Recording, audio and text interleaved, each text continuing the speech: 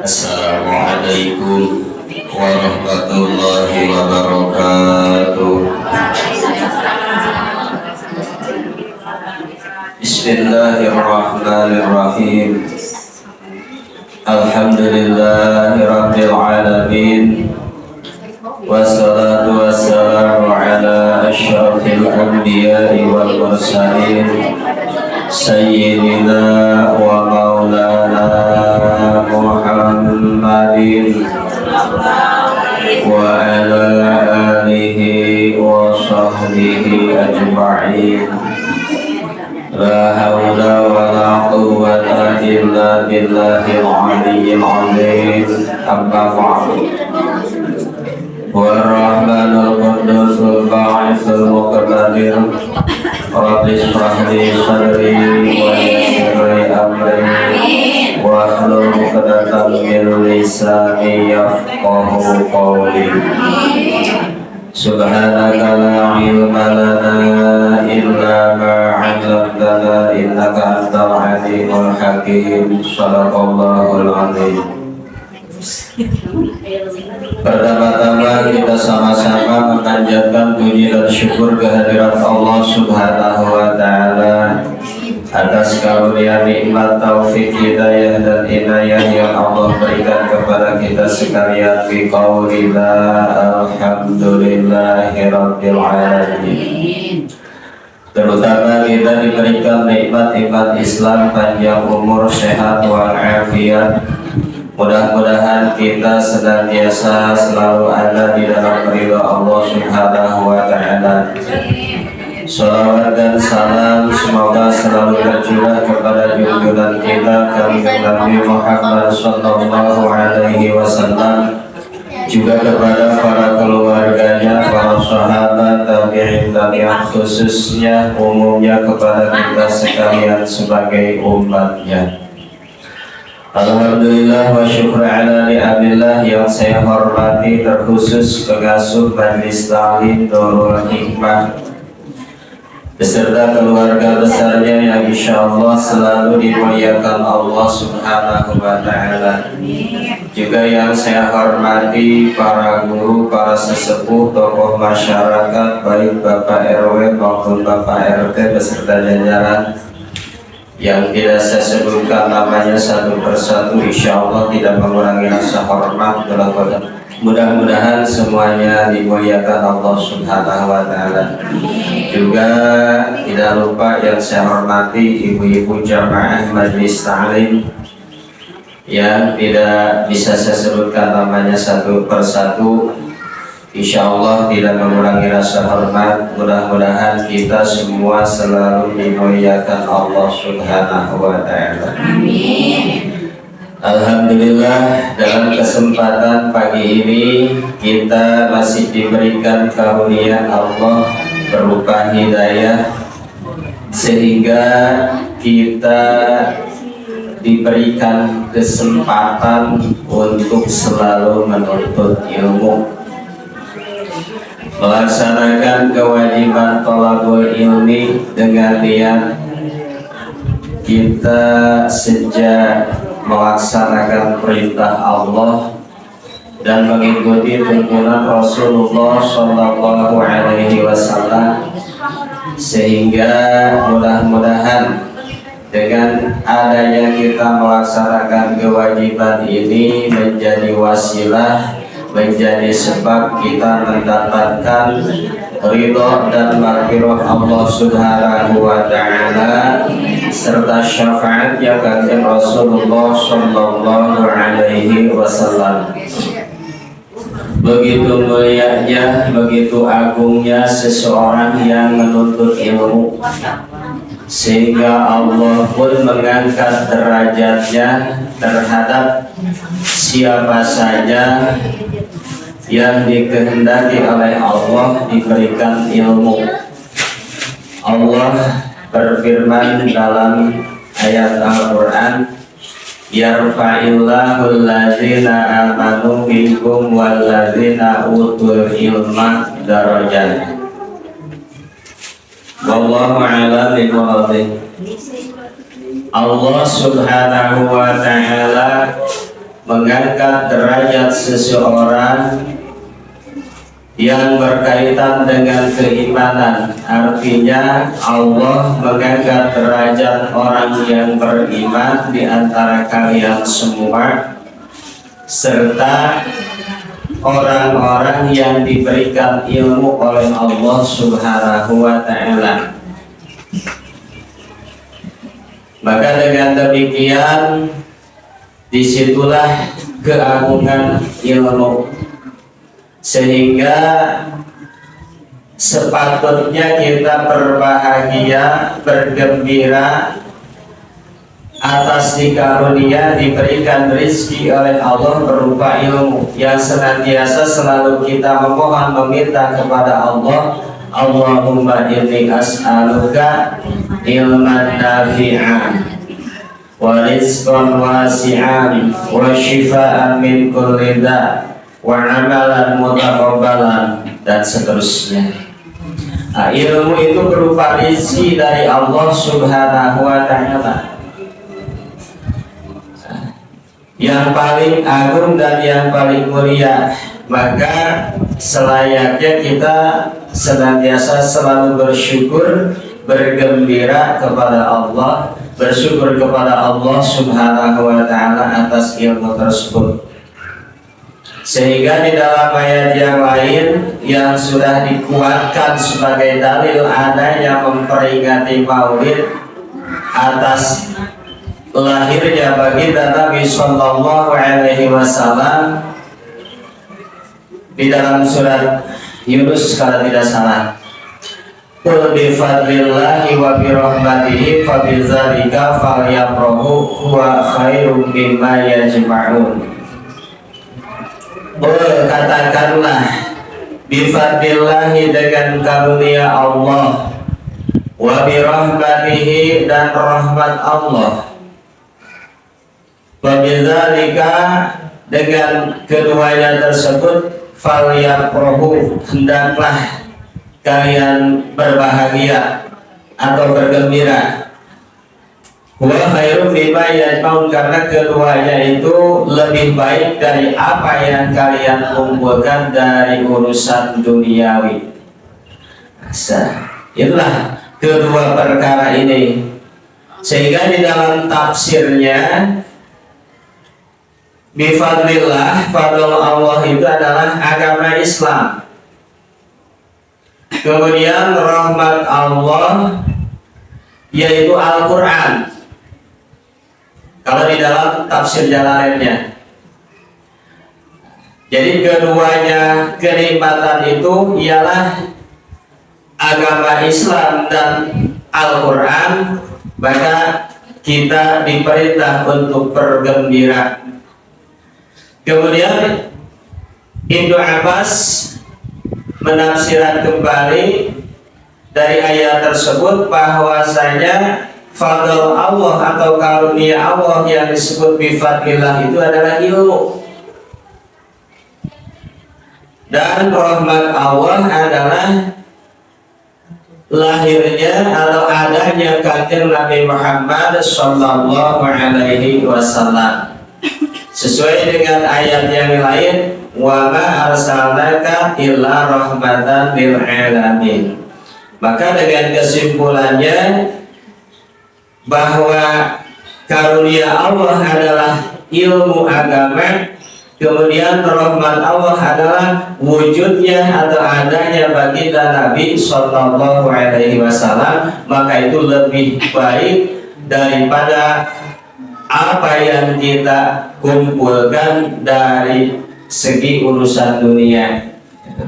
Maka pentingnya kita mengajar, menuntut ilmu, karena ibadah kita baik dari segi sholatnya, zakatnya, puasa, dan ibadah-ibadah yang lainnya, semua itu harus disertai dengan ilmu. Sehingga ada sabda Nabi Shallallahu Alaihi Wasallam, "Idza marartum bi riyadil jannah farta'u." Qalu wa ma riyadul jannati ya Rasulullah? Qala hilakuz zikri. Qala ata'un hilakuz zikri hiya majalisul halali wal haram, kaifa tashtari wa kaifa tusalli wa kaifa tuzaki wa kaifa tuhajji wa kaifa tunkihu wa kaifa tuhlaku wa ma asbaha zalika. Ya Arabnya, bahasa Arabnya, yang artinya kurang lebih wallahu a'lam wa rasuluhu bihaqiqatil murad. Apabila kalian melewati suatu taman dari taman-tamannya surga, atau taman surga disebut taman-taman surga, farta'u kurang nama, atau istilah bahasa kita mah mampir, singgahlah di situ, gitu. Disuruh singgah. Kemudian sahabat bertanya, qalu, kata sahabat, wa ma riyadul jannati ya Rasulullah, apakah itu yang dimaksud taman surga? Qala, baginda Nabi menjawab, hilaquz zikr, halaqah zikir, atau tempat kumpulnya untuk berzikir. Di sini dijelaskan oleh Imam Atha, hilaquz zikri ya majalisul halali wal haram.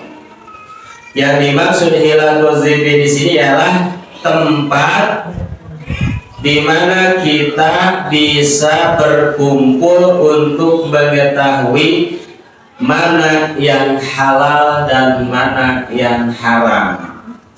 Apalagi kalau bukan majelis ilmu, tempat menuntut ilmu.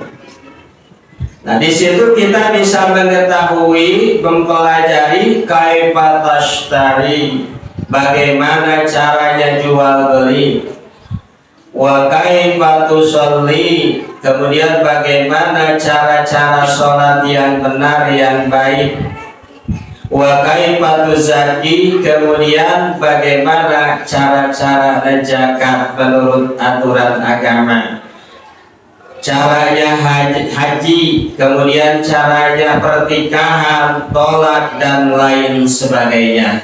Banyak sekali wa ma asbaha dzalika, sesuatu yang sama dengan hal yang disebutkan tadi. Kemudian dikatakan yang pertama tadi ada wa kaifa tusolli. Ini yang paling perlu kita ketahui, yang paling penting, ilmu tentang sholat, yang mana sebelumnya saya sudah membahas tentang syarat diterimanya sholat. Ada berapa waktu itu? Lupa lagi. Pohon.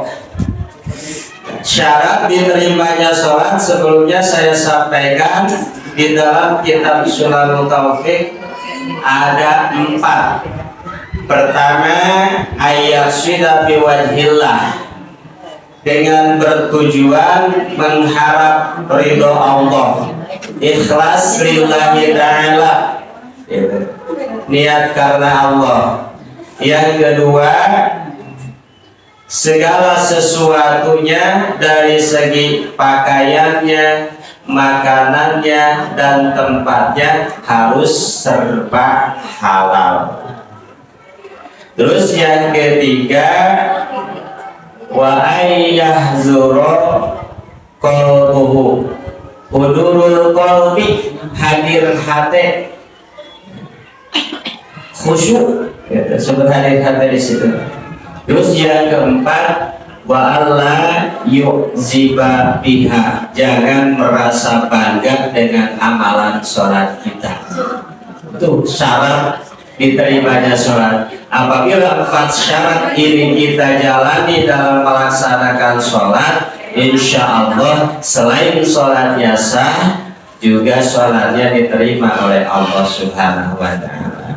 Maka dikatakan di sini wal muradu ma'rifatu kaifiyati sholat, yang dimaksud mengetahui kaifiyahnya, caranya sholat ialah kemudian zakat dan haji, yaitu wazalika yakunu bima'rifati arkaniha wa syurutiha, dengan adanya mengetahui rukun-rukunnya sholat, syarat-syaratnya sholat, wa mufsidatiha, dan perkara yang merusak sholat atau yang membatalkan sholat.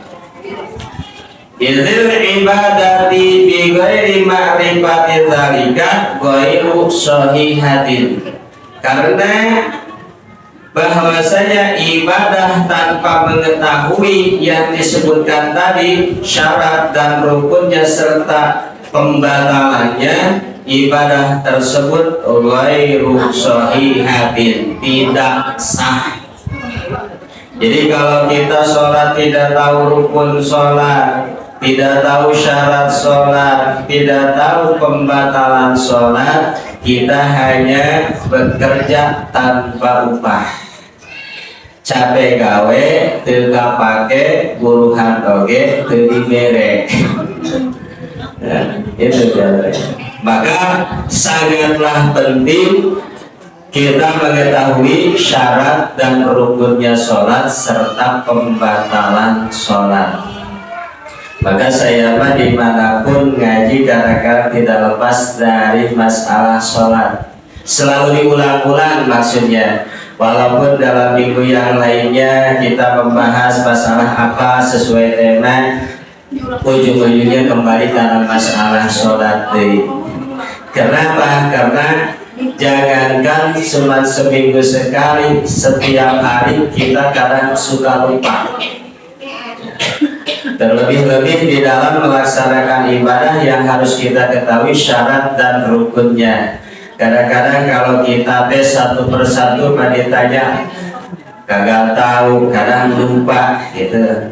Maka selalu saya ulangi rukun sholat di dalam kitab Safinah ada 17, di dalam kitab Sulamut Taufik ada 17, di dalam kitab Fathul Mu'in ada 14, di dalam kitab Riyadul Bariyah ada 13, beda-beda rukun sholat. Tapi yang kita kerjakan semuanya itu sama, baik yang menggunakan rukun 13, yang 14, yang 17, tetap itu sholat yang kita kerjakan dari mulai takbiratul ihram sampai mengucapkan salam. Semuanya di situ ada, baik yang di rukun 13 maupun yang di rukun 14 atau yang di rukun 17, semua sama hitungannya, hanya beda perjalanan sedikit. Jadi kalau kita tidak mengetahui syarat dan rukunnya sholat, juga tidak tahu pembatalan sholat, maka ibadah tersebut ghairu shahihatin, tidak sah. Sebagaimana kama qala Ibnu Ruslan, sebagaimana yang dikatakan oleh Imam Ibnu Ruslan, wa kullu man bi ghairi ilmin ya'malu a'maluhu mardudatun la tuqbalu. Setiap orang yang beramal tanpa ilmu, maka ilmu amalnya itu ditolak, tidak diterima. Cipta ide ya gawe capek, tidak pakai upah diberi. Jadi setelah kita mengetahui syarat diterimanya sholat, sebelumnya syaratnya sholat sudah dibahas. Harus bersih dari kedua hadas, bersih atau suci dari kedua hadas, baik hadas kecil maupun hadas besar. Suci dari najis baik di dalam badan kita, di badan kita, di pakaian yang kita pakai ketika sholat, dan tempat yang kita tempati ketika sholat. Harus suci dari najis. Kemudian syarat yang lainnya menutupi aurat, mengetahui waktu sholat, menghadap kiblat.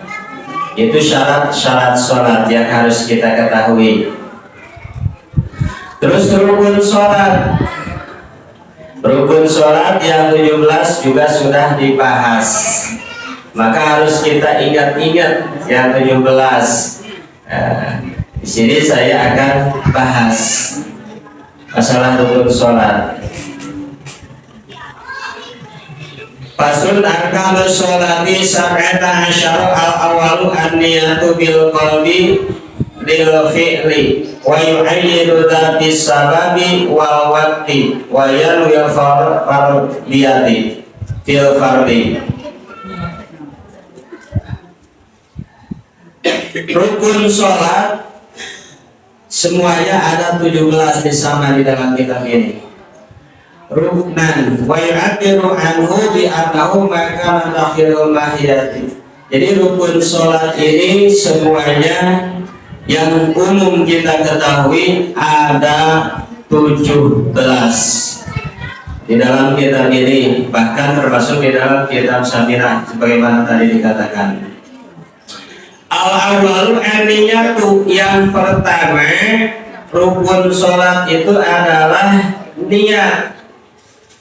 Bil qalbi lil fi'li, niat di dalam hati untuk mengerjakan sholat. Dalam niat ini wahia tashtamilu ala salasati syurutin wa wajibaini. Jadi dalam niat ini mencakup 3 syarat dan 2 kewajiban. Ya nari ngaji kelas kieu mas serius ngaji kelas kieu.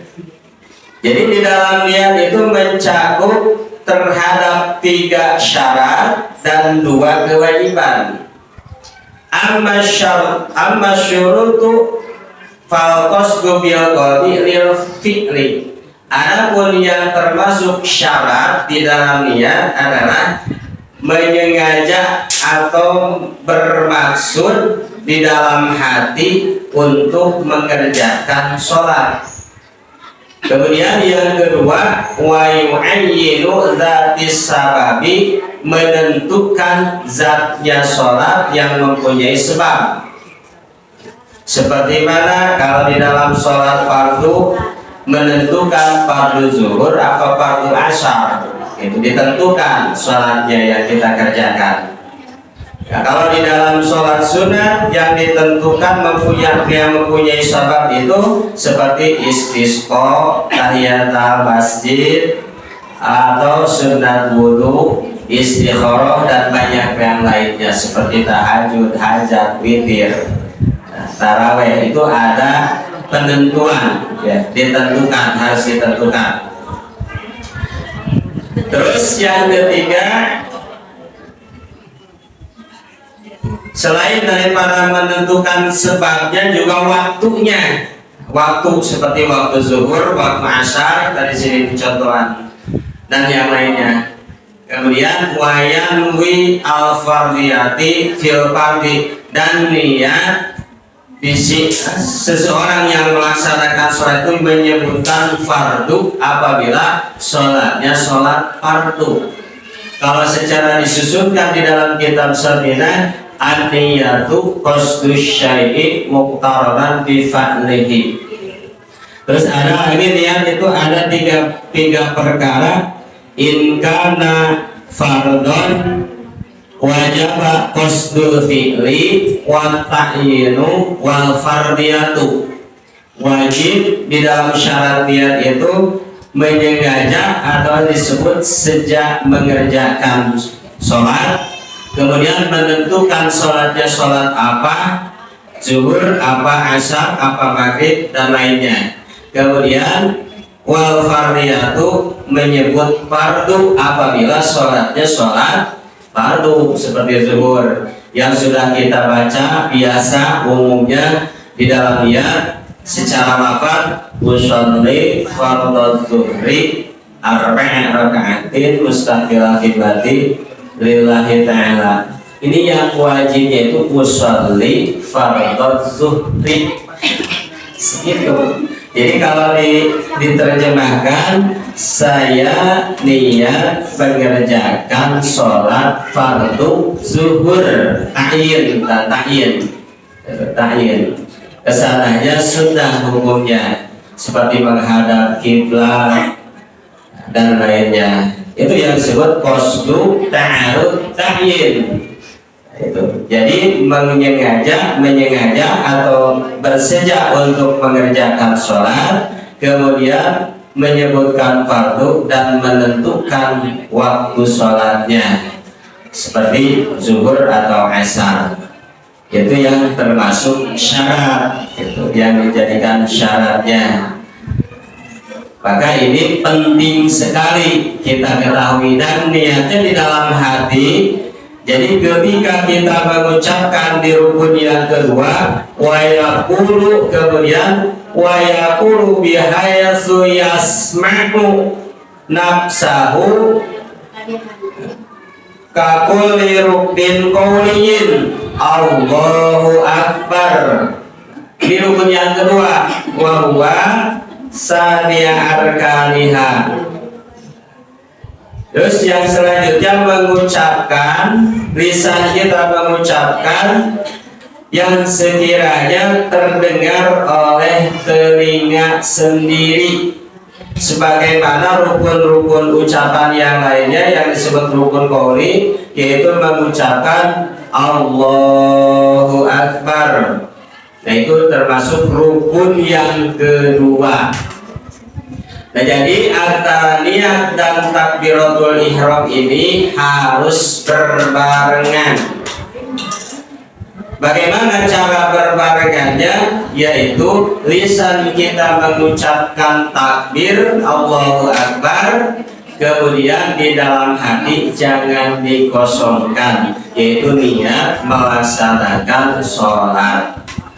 Lisan kita ucapkan Allahu Akbar, di dalam hati ucap saya sholat fardu zuhur 4 rakaat karena Allah. Memang itu susah-susah juga kalau tidak dipaksakan, tidak diusahakan. Karena lisan mengucapkan, hati pun mengucapkan, jadi berbarengan. Maka di situ ada kebolehan di dalam mengucapkan Allahu Akbar, yaitu lamnya boleh dipanjangkan. Allahu Akbar. Jadi pas lamnya dipanjangkan, di situ diisi dengan niat di dalam hati, yaitu saya mengerjakan sholat fardu zuhur 4 rakaat karena Allah. Kalau jadi makmum berarti makmum. Jadi ucapan Allahu Akbar itu tidak sampai berhenti. Misalkan Allah, udah gitu berhenti dulu, karena di dalam hati dia sudah selesai di dalam hati Allahu Akbar. Itu tidak boleh. Ya, bahkan bisa membatalkan sholatnya. Perlu diketahui, wal hasilu anna takbirati tashtamilu ala sittati asyara syarton. Dari dalam takbir itu ada 16 syarat, banyak sekali syaratnya di dalam takbiratul ihram. Sebagaimana di dalam kitab Safinatun disebutkan satu persatunya. Jadi sini pun, jadi di dalam takbiratul ihram ada syarat-syaratnya juga.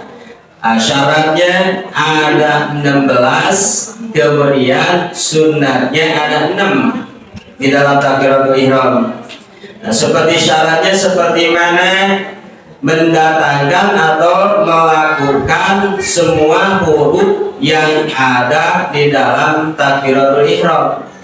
Harus dibaca semuanya dari mulai hamzahnya lafaz Allah sampai rohnya lafaz akbar. Insya Allah kita udah pada bisa ya, insya Allah. Allahu Akbar. Jadi jangan terpisah. Kemudian yang selanjutnya posisinya harus sudah berdiri tegak kalau di dalam sholat fardu, karena itu termasuk rukun.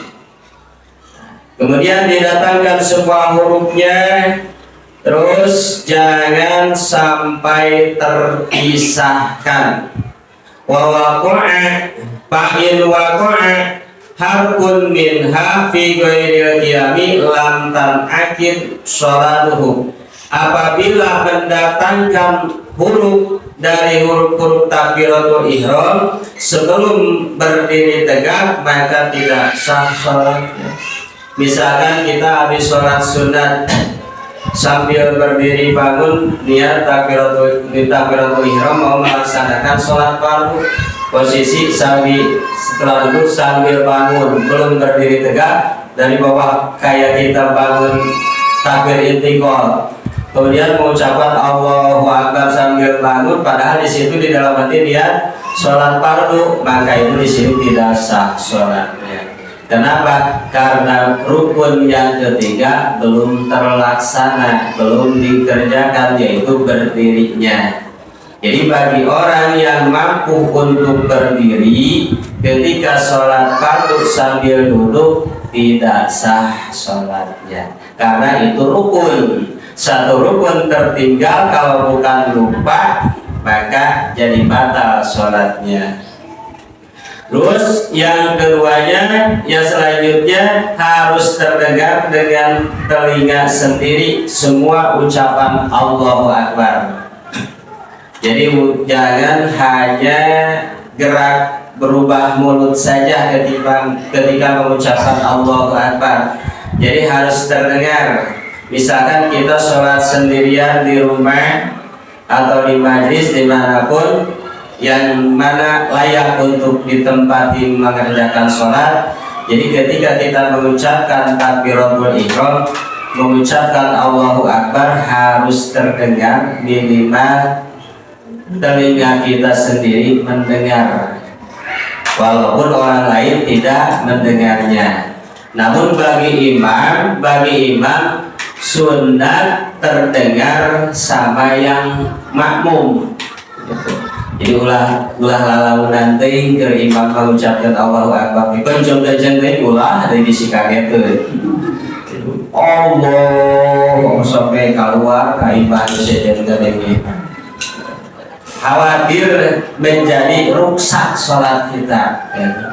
Ya sewajarnya aja. Misalkan kalau jadi imam, misalkan di majlis ibu-ibu kumpul untuk berjamaah sholat maghrib atau isya, ya sepantasnya yang penting terdengar oleh jamaah yang di belakang imam gitu, supaya tahu si makmum tentang gerakan atau ucapan bacaan imam agar mudah untuk mengikutinya, bagian mana yang harus kita membaca dan yang harus kita mendengarkan. Terus yang ketiganya wasalisu qauluha bila jalalah. Ini sangat banyak sekali intinya. Yang ketiga itu harus dengan lafaz jalalah, yaitu lafaz Allah dan lafaz akbar, dan itu jangan terpisahkan antara lafaz Allah dan lafaz akbar. Kemudian harus dengan bahasa Arab, Allahu Akbar, itu Allahu Akbar. Ya, insya Allah harus dipelajari bacaan-bacaan yang bisa salah tidak huruf. Itu diantara rukun yang kedua. Yang pertama niat, yang kedua yaitu mengucapkan takbiratul ihram termasuk rukun qauli. Yang ketiganya berdiri termasuk rukun fi'li. Ya. Jadi walaupun sedikit-sedikit kalau diageskeun kabeh mual agak saja dia bahasnya tidak takbiratul ihram doang. Intinya walaupun sedikit-sedikit kita belajar, mudah-mudahan bisa dipahami pelajaran sehingga tertanam di dalam hati kita bahwa hasil dari pelajaran hari ini ialah menerangkan tentang rukun sholat, walaupun tidak semuanya disampaikan. Yang paling penting kita itu dianjurkan untuk selalu menuntut ilmu, walaupun jarak waktunya seminggu sekali. Ya di sini seminggu sekali, tapi di tempat lain juga ada. Jadi seminggu itu atau satu pekan itu kita bisa 4 kali atau 3 kali bahkan sampai 5 kali. Alhamdulillah, ya alhamdulillah saking banyaknya majelis taklim. Di sini sekarang ngaji, besok di sana di RT 2 ngaji, hari Sabtunya ngaji lagi, hari Minggunya ngaji lagi, hari Seninnya pun ngaji. Alhamdulillah unggal poe ibu-ibu ngaji. Alhamdulillah. Kalau saya mah tidak bisa tiap hari. Kalau saya ingin tiap hari ngajinya di rumah duduk sambil ngopi, buka-buka kitab, yang kebaca dibaca, yang kepahami dipahami, kalau tidak kebaca tidak kepahami ditutup lagi. Gitu. Itulah untuk kesempatan kali ini ya, karena memang waktu sudah siang tuh ya. Mudah-mudahan walaupun belum semuanya, intinya yang harus kita ketahui, seandainya tidak selesai rukun sholat semuanya, yang penting kita harus mengingat-ingat bahwa yang secara umumnya syarat sholat ada 8, kemudian rukun sholatnya ada 17, pembatalan sholatnya ada 14. Ingat-ingat, syarat diterimanya sholat ada 4. Nah, kalau lupa lagi boleh ditanyakan lagi nanti ya. Untuk saat ini mungkin saya tidak bisa panjang lebar dalam membahas, sebab ya guys, 1/2 jam lebih ngaji nanti ya. Untuk itu saja sementara yang saya sampaikan. Mudah-mudahan menjadi ilmu yang bermanfaat buat kita sekalian, sehingga menjadi bekal amal ibadah kita diterima oleh Allah Subhanahu wa Ta'ala, menjadi sebab kita mendapatkan ridho dan maghfirah Allah Subhanahu wa Ta'ala. Hanya itu yang bisa saya sampaikan. Yang benarnya taufik dari Allah Subhanahu wa Ta'ala. Apabila ada yang salahnya, itu keterbatasan dan kekurangan saya pribadi. Semoga ada di dalam ampunan Allah Subhanahu wa Ta'ala. Cukup sekian. Azan Allah wa iyyakum ajmain. Akhirul kalam. Wabillahi taufiq wal hidayah wal afwa. Wassalamualaikum warahmatullahi wabarakatuh. Ustaz, nanya ya? Nanya lah. Menang kan Ustaz? Benang nanya. Kalau kita jawab bayar. Iya Ustaz. Bisa kan jam sholat ya. Saya ada sholat asar. Saya saja sholatnya kalau pakai nusoli fardul asri arba'a rakaat mustaqbil ganti. Kalau lihat ke arah tentunya. Padahal mas saya teh misalkan mau sholat maghrib kita teh, tapi lapang saya di awal sholat asar. Lapatnya asar, tapi pas takbir Allahu Akbar di hati benar sholatnya sholat maghrib gitu. Kok nggak tahu Ustaz? Di dalam kita kasih baru saja atau sabila an-niyatu qasdu syai'i muqtaranan bi fa'lihi wa mahalluha al-qabu wa talaffudu biha sunnatun. Niat itu menyengaja sesuatu sambil berbarengan dengan mengerjakannya. Wa mahalluha, tempatnya niat itu di dalam hati. Wa talaffudu biha sunnatun, mengucapkan lafaz niat itu hukumnya sunnah. Jadi tidak apa-apa. Bisa Pak Ustaz? Bisa. Lafaznya asar tapi pas takbir di hati maghrib. Ya. Karena memang sholatnya sholat maghrib. Yang tidak boleh ketika kita sholat asar di dalam hati mengucapkan niat sholat maghrib. Tidak jadi itu. Walaupun lafaznya benar, usolli fardhu asri arba'a rakaatin mustaqilatin lati ada lillahi ta'ala, pas lagi takbiratul ihram dalam hati saya sholat fardhu maghrib 3 rakaat bisa sholatnya. Sebab tidak sesuai dengan waktu yang ditentukan, karena ada ta'yin di situ. Jadi ta'yin itu menentukan waktu sholat.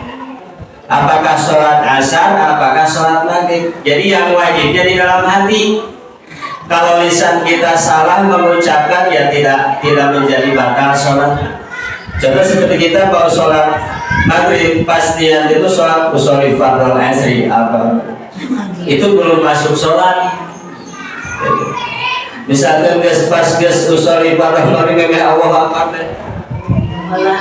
Allah Akbar, tapi tidak ada niat, tetap sah sholatnya gitu. Ya, jadi niat itu lapan niat mengucapkan usholi fardhu zuhri dan yang lainnya itu hukumnya sunat. Kenapa dianjurkan seperti itu di dalam kitab Kasyifatus saja disebutkan liu'awina lisan al-qalba, agar lisan itu membantu menolong terhadap hati gitu. Jadi ketika kita sudah mengucapkan di dalam lisan melalui lisan usholi fardhu zuhri dan seterusnya, itu adalah sebagai dorongan pembantu terhadap hati kita. Karena di dalam lisan pun sudah mengucapkan zuhur, pas masa iya karena hati oke jadi lain gitu, lupa mana ya. Adapun kecuali masalah itu lupa, yang namanya lupa ya sifat manusiawi semuanya juga pasti. Jangankan mengucapkan lapan niat, setelah 2 rakaat aturan tahiyat awal kita langsung berdiri. Nah, pernah kan mungkin seperti itu? Wih mah pernah gitu, wih mah pernah jujur wih mah pernah. Perasaan teh itu rasa teh lain waktu tahiyat awal terus pas begitu ayat ngabejaan tawina guys berdiri tegak, saya sudah berdiri tegak, tidak mungkin harus turun lagi, tidak mungkin. Kalau turun lagi jadi batal sholatnya. Misalkan kita sudah berdiri tegak, ada yang ngasih tahu dengan ucapan subhanallah atau dengan tasbih kalau ibu-ibu, terus si imam turun lagi, batal sholat. Kecuali kalau baru nungging mau berdiri kata di belakang subhanallah, kita ingat bahwa waktu itu untuk melaksanakan tahiyat awal, itu diantaranya. Nah, itu jadi untuk niat 8 niat, misalkan niat mau sholat maghrib tapi 8 niat lompat sholat fardhu asar, cuman hati benar untuk melaksanakan sholat maghrib, insya Allah sah sholatnya. Dah cukup, harus paham insya Allah. Jadi ini nama niat mengucapkan di dalam lisan mah hukumnya sunat. Sekalipun kita tidak mengucapkan boleh. Misalkan kita terburu-buru nih, takut ketinggalan berjamaah, begitu sampai ke depan di belakang imam langsung takbiratul ihram tanpa mengucapkan usholi fardhu zuhri atau maghrib, langsung takbiratul ihram tapi di dalam hati niat. Misalkan sholat maghrib takut keburu ruku si imamnya, datang langsung Allahu Akbar, dalam hati saya niat sholat fardhu maghrib. Pas selesai takbiratul ihram, terus imam ruku langsung ikut ruku. Sekalipun kita belum membaca Fatihah, kan ulah diserang gelawe ku maca doa iftitah. Bisi Fatihah teu kaburu kudu digantian. Lamun tinggalkeun eta teu kaasup rakaat. Hartos. Insyaallah. Segitunya. Nanti lamun imamna geus maca surat lain Fatihah eta urang nambah Fatihah. Jadi yang termasuk rakaat itu kita ikut ruku dengan sempurna. Imam ruku, kita mengikuti ruku, tumaninah dengan sempurna, itu masuk rakaat.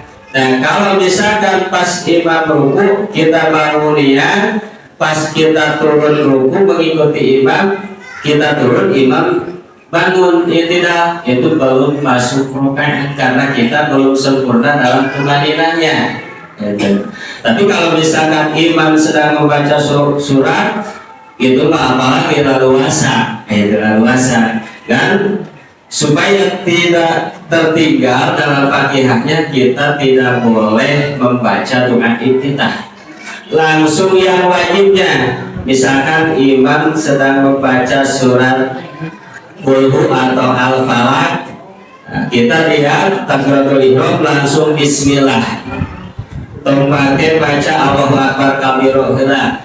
Jangan. Terus jangan sampai membacakan langsung baca basmalah, membaca rukun Fatihah.